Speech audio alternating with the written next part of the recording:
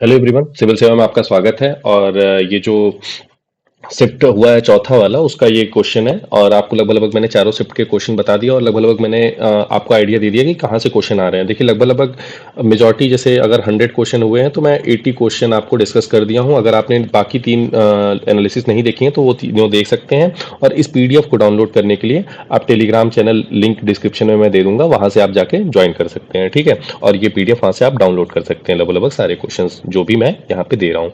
ठीक है, तो चलिए शुरू करते हैं। एक क्वेश्चन देखिए आया था झारखंड के डांस के ऊपर। ठीक है, तो उसमें झूमर होता है, मर्दाना, मतलब बहुत सारे होते हैं, आप यहाँ से देख सकते हैं।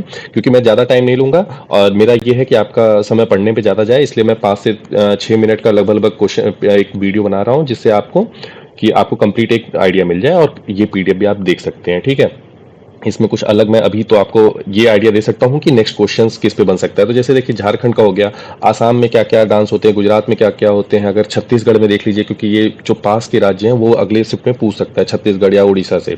ठीक है, तो नेक्स्ट वाले शिफ्ट के लिए छत्तीसगढ़ उड़ीसा वाले आप देख सकते हैं।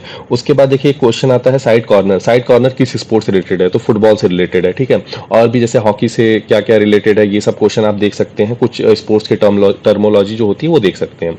एक पूछा था, एक डांसर है, 2020 में उनका नाम दे दिया गया था, और पूछा था कि 2020 में इनको कौन सा अवार्ड मिला, पद्म अवार्ड मिला या कौन सा मिला।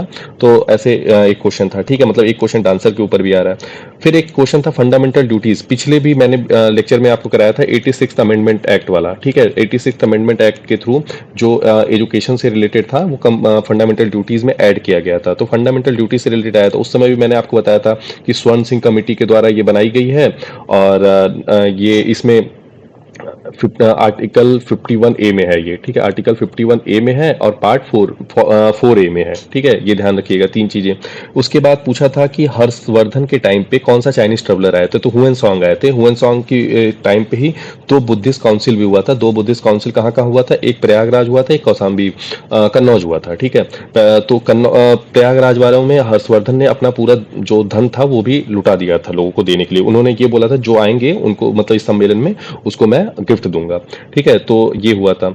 उसके बाद एक आया था माउंटेन रेंज से। जैसे माउंटेन रेंज दे दिया था, मान लीजिए गारो, खासी, जैंतिया, मान लीजिए गारो दे दिया, तो बोला इस किस स्टेट से है? तो मान लीजिए ये आसाम से है। फिर एक क्वेश्चन दे दिया कि मान लीजिए अन्ना मुडाई कहाँ से है? तो अन्ना मुडाई मान लीजिए दे दिया तमिलनाडु, या ठीक है, ऐसे ऐसे क्वेश्चन दे दिए थे। ठीक है, कि किस स्टेट के कौन सा रेंज है। तो बहुत ही आसान क्वेश्चन था।